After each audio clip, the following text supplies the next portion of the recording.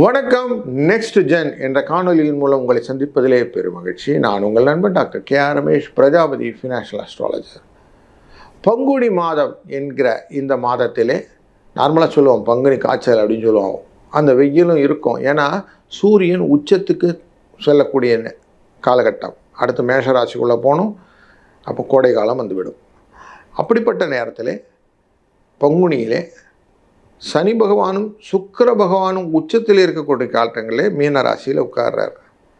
தன்னுடைய 4வது இடத்திலே குரு பகவான் வைக்க, அவருடைய ஒரிஜினல் பிளேஸ் சிம்ம ராசிக்குள்ளார கேது இருக்க, சந்திர பகவான் அந்த காலபுருஷனின் 10ஆம் இடமான தொழில் ஸ்தான மகர ராசியிலே திருவோண நட்சத்திரத்தில் இருக்க, காலபுருஷனின் 11வது இடம் சூரியனின் 12ஆம் இடமான விரயஸ்தானம் என்கிற கும்ப ராசிக்குள்ளரே செவ்வாய், ராகு, புதன் இவர்கள் குருவினால் பார்க்கப்பட, இவர்கள் எல்லாரையும் வச்சுக்கிட்டு நம்ம எப்படி பலன்கள் இருக்குன்னு பார்க்க போகிறோம் இந்த மாதத்துக்கு. அப்படியே இந்த மாதத்தில் பார்க்கும்போது யுகாதி பண்டிகை என்கிற தெலுங்கு வருடப்பிரபு 19ஆம் தேதி இருக்கிறது. அது மட்டும் இல்லை, விசேஷமான சர்வ அமாவாசையும் 18ஆம் தேதி வருகிறது. சங்கடஹர சதுர்த்தியும் இருக்கிறது. ஐயப்பனுக்கு உகந்த பங்குனி உத்திரம் ஏப்ரல் 1ஆம் தேதி வருகிறது. இப்படி நல்ல காலகட்டங்கள் இருக்க இந்த மாதத்தில் நம்ம எப்படி ஒரு ராசிக்கும் பலன் இருக்குன்னு தொடர்ந்து காண்போம். வாருங்கள். மேஷ ராசி நண்பர்களே, பல விதத்திலும் பட்டாச்சுரா போதும் அப்படிங்கிற மாதிரி ஒரு எண்ணங்கள். ஏன்னா சனி பகவானுடைய உள்ள என்ட்ரி லெவலே உங்களுக்கு அடடா அப்படின்னு இருந்துன்னு தான் இருக்குது. அந்த 7.5 சனியுடைய எஃபெக்ட் பல காரியங்களை நிறைய செய்கிறீங்க, ரிப்பீட்டடாக செய்கிறீங்க, சோர்ந்தும் போகிறீங்க. சில நேரத்தில் நிறைய ஜோதிடர் பார்த்து இதெல்லாம் கொஞ்சம் நிலைவாடும், என்ன நேரம் வரும் எல்லாம் தெரிஞ்சுப்போம். தசை சரியில்லையா, இது சரியில்லைன்னு தெரியலன்னு ஒரு குழப்பத்திலேயே ஆட்பட்டு கொண்டு இருக்கிற இந்த சூழ்நிலையில் சூரியன் ஆனவர் உங்கள் ராசிக்குள்ளே உச்சப்படக்கூடிய ஒரு விஷயம் இருக்குது. அப்படிப்பட்டவர் 12ஆம் இடம் அப்படிங்கிற இடத்துல வரார். விரயஸ்தானம்னு பேர், அந்த இடத்து பேர். 5க்குரியவர், அதாவது உங்களுக்கு லக்கு, ஃபார்ச்சூன் இதெல்லாம் இருக்கு இல்லையா, இவர் 12ஆம் இடத்துல மறைகிறார் அப்படின்னு வருது. அச்சிச்சோ இருக்கிறதும் போச்சா அப்படின்னா பயப்படாதீங்க. இங்கே வந்ததுனால ஒரு நல்ல காரியம் செய்ய போகிறார். தன்னுடைய பார்வையை நேராக உங்களுடைய ராசியிலேருந்து 6ஆம் இடம் என்கிற சத்ருஸ்தானத்து மேலே வைப்பார். ஏற்கனவே சனி பகவான் இதே சத்ருஸ்தானத்தில் பார்வை செஞ்சுட்டுருக்கிறார். இப்போ இவர் வந்து நிற்கிறார், அதிகாரத்துக்குரிய இந்த சூரியன். அப்போது கொடுத்த பணம் கரெக்டாக வாங்கிடலாம். ஆரோக்கிய குறைபாடு இருந்தால் மேம்பட்டு திருப்பி வெளியில் வந்துடலாம். வழக்குகள் எதனா இருந்தால் உங்கள் பக்கம் தீர்ப்பு சாதகமாகும். மொத்தத்தில் எதிரிகளை கொஞ்சம் ஓட விரட்டுற நல்ல ஒரு காலத்தில் இருக்கும் அப்படிங்கிறத புரிஞ்சுக்கோங்க. சனி பகவானும் இதுக்கு தான் கரெக்டாக வேலை பண்ணிகிட்ருக்கிறாரு. அதே போல் இப்போ சூரியனும் அதுதான் பண்ண போகிறார். 2ஆம் இடத்துக்குரிய சுக்கிர பகவான் இங்கே உட்கார்றார். 12ஆம் இடத்துல உட்கார்றதுனால லாபத்தையும் சுகத்தையும் நிம்மதியாக பெற்று தருவார். கவலையே பட வேண்டாம். கொஞ்சம் ரிலாக்ஸாக அழகாக யோசித்து செய்யக்கூடிய காரியங்கள் வெற்றியை நிச்சயமாக்கி தரக்கூடிய பலன்கள் உண்டு.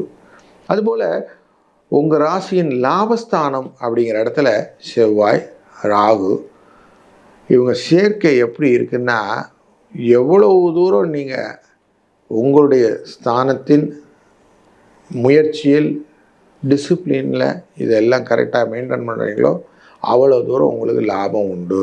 நீங்கள் நிறைய திங்க் பிக் கான்செப்டில் போகிறீங்க. எதையுமே பெருசாக்கி பார்க்கணும், அதனுடைய விஷயங்களெல்லாம் அப்படி ரீப்பிங் அவுட் பண்ணணும் பார்க்குறீங்க.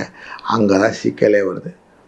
நார்மலாக வரக்கூடிய சில்லறை காசுகள்னு சொல்லுவோமே, அந்த மாதிரி ப்ரொசீஜர்ஸ் எல்லாம் பண்ணிகிட்டே வாங்க, அழகாக பணம் வந்துடும். 10ஆம் இடத்துல தொழில்ஸ்தானத்தில் திருவோண நட்சத்திரத்தில் சந்திரன் இந்த மாதத்தை ஆரம்பிக்கிறார். அதனால் நிச்சயமாக தொழிலிலே அபிவிருத்தி கிடைக்கும், லாபம் வரும், மகிழ்வான சூழ்நிலைகள் உண்டாகும். பயப்படுற மாதிரி பெருசாக இருக்காது. எப்படி பயப்படுற மாதிரி இருந்தாலும் அதெல்லாம் செதறி போயிடும், கவலைப்படாதீங்க. குழந்தைகள் விஷயத்தில் படிப்பில் கொஞ்சம் கவனம் செலுத்துங்க. அவங்களுடைய முதலீடுகளில் கொஞ்சம் இன்வெஸ்ட்மெண்ட் அப்படிங்கிற விஷயத்தில் கொஞ்சம் கான்சன்ட்ரேட் பண்ணுங்கள். அவங்களுக்கு லாபம் வரணும், அவங்களுடைய லைஃப் நல்லா இருக்கணும் அப்படிங்கிற விஷயத்த கொஞ்சம் யோசித்து பண்ணுங்கள். முடிந்த வரைக்கும் இந்த சுக்கிரன், சனி, சூரியன் 12ஆம் இடத்துல இருக்கிறதுனால தண்ட செலவுன்னு கொஞ்சம் வரும். அந்த செலவுக்கு ஏற்ற மாதிரி கொஞ்சம் பண வரவை ஏற்படுத்தி கொள்ள வேண்டியதும் சூழ்நிலையாக இருக்குது. ஏன்னா குருவின் பார்வையானது உங்களுடைய ராசியின் 9ஆம் இடம் என்கிற பூர்வ புண்ணியஸ்தானத்தை பார்த்துக்கிட்டு இருக்குது.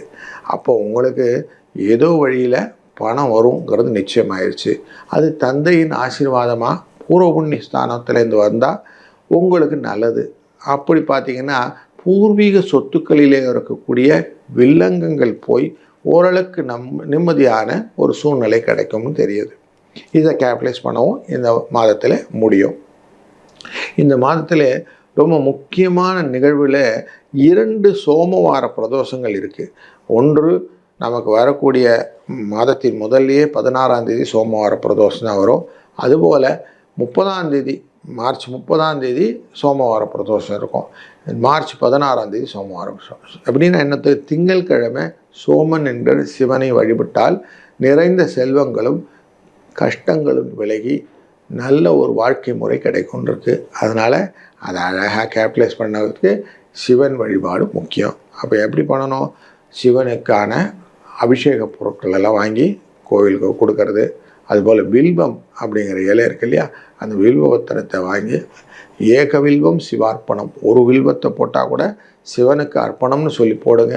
ஆட்டோமேட்டிக்காக உங்களுக்கு நல்ல பலன்களை நிறைவாக பெற முடியும் என்கிற ஒரு கருத்தை உங்கள் முன் பதிவு செய்கிறேன்.